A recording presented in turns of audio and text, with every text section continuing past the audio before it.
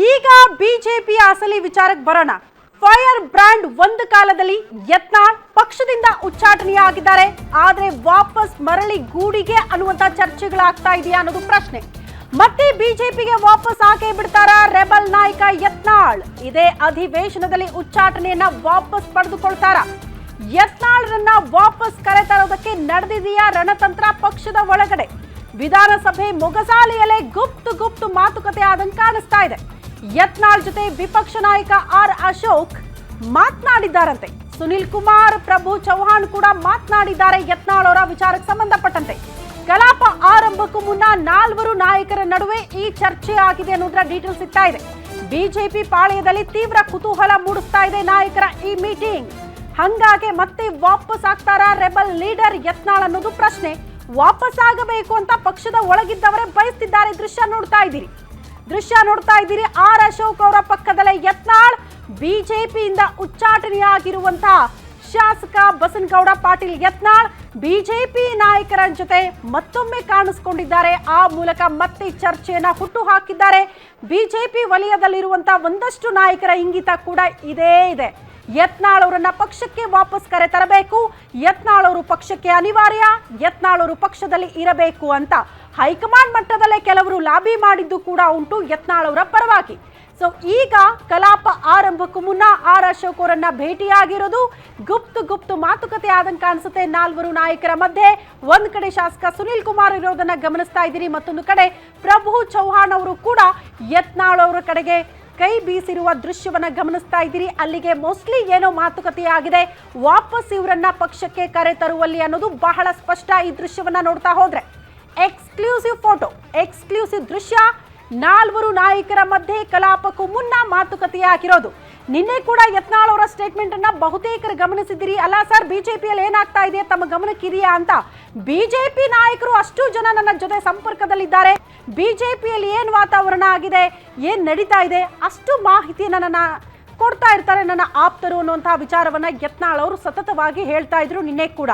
ಹಂಗಾಗಿ ಮೋಸ್ಟ್ಲಿ ಕೆಲವರು ಸಂಪರ್ಕದಲ್ಲಿದ್ದಾರೆ, ನಿರಂತರವಾಗಿ ಚರ್ಚೆ ಮಾಡ್ತಾನೆ ಇರ್ತಾರೆ ಈ ವಿಚಾರಕ್ಕೆ ಸಂಬಂಧಪಟ್ಟಂತೆ ಅನ್ನೋದಕ್ಕೆ ಮತ್ತಷ್ಟು ಪುಷ್ಟಿ ಕೊಡೋ ರೀತಿಯಲ್ಲಿ ಕಾಣಿಸ್ತಾ ಇದೆ ಈ ಫೋಟೋ.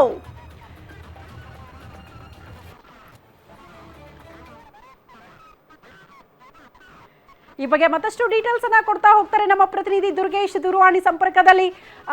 ದುರ್ಗೇಶ್, ಯತ್ನಾಳ್ ಅವರು ಪಕ್ಷದಿಂದ ಉಚ್ಚಾಟನೆಯಾಗಿರಬಹುದು, ಆದ್ರೆ ಅವರ ಮನಸ್ಸು ಬಿಜೆಪಿಯಲ್ಲಿ ಇದೆ ಅನ್ನೋದನ್ನ ಪದೇ ಹೇಳ್ತಾ ಇದ್ರು. ಮನಸ್ಸು ದೇಹ ಬಿಜೆಪಿಯಲ್ಲಿ ನೋಡೋದಕ್ಕೆ ಸಿಕ್ಬಿಡ್ತು. ವಾಪಸ್ ಆಗುವಂತ ಸಾಧ್ಯತೆಗಳು ಏನ್ ಚರ್ಚೆ ಆಗಿದೆ ಅಂತ? ಎಸ್ ಶ್ರುತಿ, ಬಿಜೆಪಿಯಲ್ಲಿ ಏನೋ ಯತ್ನಾಳ್ ಅವರನ್ನ ಉಚ್ಚಾಟನೆ ಮಾಡಿರಬಹುದು, ಆದ್ರೆ ನೀವು ಹೇಳಿದಂತೆ ಬಿಜೆಪಿಯಲ್ಲಿ ಯತ್ನಾಳ್ ಅವರ ಒಂದು ಮನಸ್ಸಿರುವಂತದ್ದು, ಜೊತೆಗೆ ಹೈಕಮಾಂಡ್ ನಾಯಕರನ್ನ ಭೇಟಿಯಾಗಿ ಪಕ್ಷಕ್ಕೆ ವಾಪಸ್ ಆಗುವಂತ ಎಲ್ಲ ಕಸರತ್ತನ್ನು ಕೂಡ ಯತ್ನಾಳ್ ಅವರು ಮಾಡಿದ್ರು. ಆದ್ರೆ ಪದೇ ಯಡಿಯೂರಪ್ಪ ಮತ್ತು ವಿಜೇಂದ್ರ ವಿರುದ್ಧ ಮಾತಾಡ್ತಾರೆ ಅನ್ನೋ ಕಾರಣಕ್ಕೆ ಅವ್ರ ಮೇಲೆ ಶಿಸ್ತು ಕ್ರಮ ಆಗಿರುವಂತದ್ದು. ಇವತ್ತು ಕೂಡ ಬೆಳಗಾವಿ ಅಧಿವೇಶನ ಸಂದರ್ಭದಲ್ಲಿ ಯತ್ನಾಳ್ ಅವರು ಅಧಿವೇಶನಕ್ಕೆ ಆಗಮಿಸಿರುವಂತದ್ದು. ಈ ಸಂದರ್ಭದಲ್ಲಿ ವಿಪಕ್ಷ ನಾಯಕರಾಗಿರುವಂತಹ ಆರ್ ಅಶೋಕ್ ಮತ್ತು ಸುನಿಲ್ ಕುಮಾರ್ ಅವರು ಭೇಟಿ ಮಾಡಿ ಮಾತುಕತೆ ನಡೆಸಿರುವಂತದ್ದು. ಸದನದ ಸಂದರ್ಭದಲ್ಲಿ ಈ ಉತ್ತರ ಕರ್ನಾಟಕ ಭಾಗದ ಸಮಸ್ಯೆಗಳ ಬಗ್ಗೆ ಚರ್ಚೆ ಮಾಡೋದಕ್ಕೆ ನಿಮ್ ಸಹಕಾರ ಬೇಕು ಅನ್ನುವ ನಿಟ್ಟಿನಲ್ಲಿ ಅಶೋಕ್ ಅವರು ಮಾತುಕತೆಯನ್ನು ಮಾಡಿದ್ದಾರೆ ಅನ್ನುವಂತ ಮಾಹಿತಿ ಸಿಗ್ತಾ ಇರುವಂತದ್ದು. ಜೊತೆಗೆ ಪಕ್ಷದ ಕಾರ್ಯಚಟುವಟಿಕೆಗಳು ಮತ್ತು ಪಕ್ಷ ವಿರೋಧಿ ಹೇಳಿಕೆಗಳನ್ನ ಕೊಡೋದ್ರ ಬಗ್ಗೆ ಕೂಡ ಒಂದಿಷ್ಟು ಚರ್ಚೆ ಆಗಿದೆ ಅನ್ನುವಂತ ಮಾತುಗಳು ಕೇಳಿ ಬರ್ತಿರುವಂತದ್ದು. ಜೊತೆಗೆ ಯತ್ನಾಳ್ ಅವರನ್ನ ವಾಪಸ್ ಬಿಜೆಪಿಗೆ ಕರೆತರುವ ನಿಟ್ಟಿನಲ್ಲೂ ಕೂಡ ಒಂದಿಷ್ಟು ಟೀಮ್ ಹೈಕಮಾಂಡ್ ಮಟ್ಟದಲ್ಲೂ ಕೂಡ ಕೆಲಸವನ್ನ ಮಾಡ್ತಾ ಇದೆ. ಹೀಗಾಗಿ ವಿಜೇಂದ್ರ ಅವರ ಮನವೊಲಿಸುವ ಕೆಲಸವನ್ನ ಮತ್ತು ಏನು ಶಿಸ್ತು ಕಮಿಟಿಯ ಇದೆ, ಆ ಶಿಸ್ತು ಕಮಿಟಿಯ ನಿರ್ಧಾರಕ್ಕೂ ಕೂಡ ಒಂದಿಷ್ಟು ಇನ್ನು ಮುಂದೆ ಪಕ್ಷದ ವಿರೋಧಿ ಹೇಳಿಕೆಗಳು ಮತ್ತು ವಿಜೇಂದ್ರ ಅವರ ಹೇಳಿಕೆಗಳಿಗೆ ಯಾವುದೇ ರೀತಿಯಂತ ವಿರೋಧದ ಹೇಳಿಕೆಗಳನ್ನ ಕೊಡಬಾರದು ಅನ್ನೋ ನಿಟ್ಟಿನಲ್ಲಿ ಒಂದಿಷ್ಟು ಮಾತುಕತೆ ಮಾಡಿರುವಂತದ್ದು ಕೂಡ ಈಗ ತಿಳಿದು ಬರ್ತಾ ಇರುವಂತದ್ದು. ಹೈಕಮಾಂಡ್ ಮಟ್ಟದಲ್ಲಿ ದೊಡ್ಡ ಮಟ್ಟದಲ್ಲಿ ಚರ್ಚೆ ಆಗಿ ಏನು 2028ರ ಚುನಾವಣೆಗೂ ಮುನ್ನ ಯತ್ನಾಳ್ ಅವರು ಬಿಜೆಪಿಗೆ ಮತ್ತೆ ಬರ್ತಾರೆ ಅನ್ನುವಂತ ಮಾತಿದೆ. ಹೀಗಾಗಿ ಈ ಒಂದು ಅಧಿವೇಶನ ಸಂದರ್ಭದಲ್ಲಿ ಸಹಜವಾಗಿ ಆರ್ ಅಶೋಕ್ ಮತ್ತು ಸುನಿಲ್ ಕುಮಾರ್ ಅವರು ಭೇಟಿಯಾಗಿ ಪಕ್ಷದ ಏನು ಪಕ್ಷ ನಿಲುವನ್ನು ತೆಗೆದುಕೊಳ್ಳುತ್ತೆ ಅದಕ್ಕೆ ಬದ್ಧರಾಗಿರಿ ಅನ್ನುವಂತ ನಿಟ್ಟಿನಲ್ಲಿ ಒಂದಿಷ್ಟು ಸಲಹೆ ಸೂಚನೆಗಳನ್ನ ಕೊಟ್ಟಿರುವಂತದ್ದು. ಜೊತೆಗೆ ಉತ್ತರ ಕರ್ನಾಟಕ ಭಾಗದ ಸಮಸ್ಯೆಗಳು ನಿಮ್ಗಿಂತ ಜಾಸ್ತಿ ಇಲ್ಲಿಯವರೆಗೆ ಗೊತ್ತಾಗುವುದಿಲ್ಲ ದಕ್ಷಿಣ ಕರ್ನಾಟಕದವರಿಗೆ, ಹೀಗಾಗಿ ನೀವು ಕೂಡ ನಮ್ಮ ಹೋರಾಟಕ್ಕೆ ಸಹಕಾರವನ್ನ ಕೊಡಿ ಅನ್ನೋ ನಿಟ್ಟಿನಲ್ಲಿ ಒಂದಿಷ್ಟು ಮಾತುಕತೆಯನ್ನ ನಡೆಸಿರುವಂತದ್ದು. ಈ ಎರಡೂ ವಿಚಾರಗಳನ್ನ ಇಟ್ಕೊಂಡು ಇವತ್ತು ಅಶೋಕ್ ಅವರು ಏನು ಯತ್ನಾಳ್ ಅವರ ಮನವೊಲಿಸುವ ಕೆಲಸವನ್ನ ಮಾಡ್ತಿದ್ದಾರೆ. ಜೊತೆಗೆ ಹೈಕಮಾಂಡ್ ಮಟ್ಟದಲ್ಲೂ ಕೂಡ ಈ ನಿರಂತರವಾದ ಪ್ರಕ್ರಿಯೆ ನಡೀತಿರೋದ್ರಿಂದ ಯತ್ನಾಳ್ ಅವರು ವಾಪಸ್ ಬಿಜೆಪಿಗೆ ಬರ್ತಾರ ಅನ್ನುವಂತ ಕುತೂಹಲ ಮೂಡ್ತಾ ಇದೆ. ಜೊತೆಗೆ ಈ ಒಂದು ಅಧಿವೇಶನ ಸಂದರ್ಭದಲ್ಲಿ ಸರ್ಕಾರವನ್ನು ಇಕ್ಕಟ್ಟಿಗೆ ಸಿಲುಕಿಸುವ ತಂತ್ರಕ್ಕೆ ಯತ್ನಾಳ್ ಅವರ ಸಹಕಾರವನ್ನ ಅಶೋಕ್ ಅವರು ಕೇಳಿರುವಂತದ್ದು ಶ್ರುತಿ.